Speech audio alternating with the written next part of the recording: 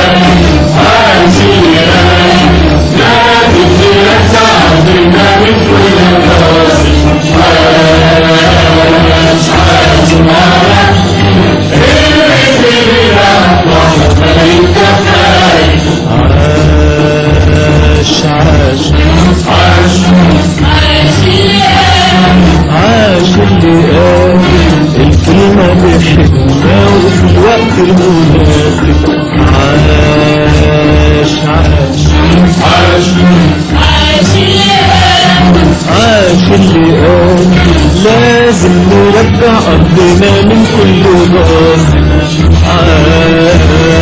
عاش العرب اللي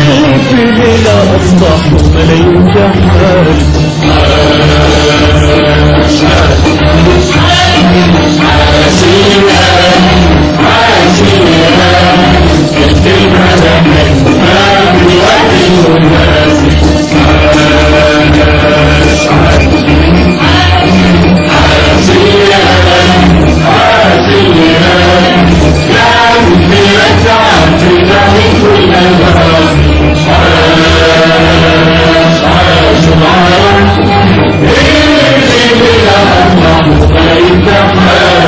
عاش اللي قال للرجال عبد القنال، عاش اللي حب الفقر ده حرب ونضال،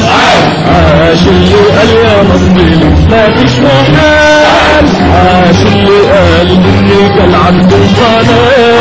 عاش اللي حب الفقر ده حرب ونضال، عاش اللي قال يا مصري ما فيش محال، عاش اللي قال للرجال عبد القنال، عاش اللي حب الحب حرب ونضال،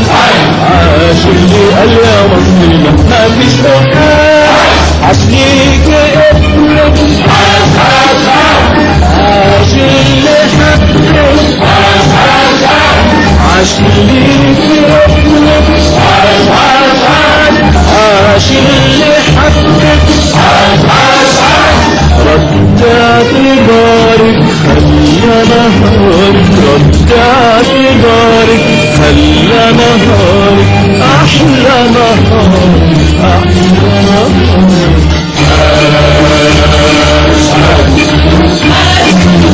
عاش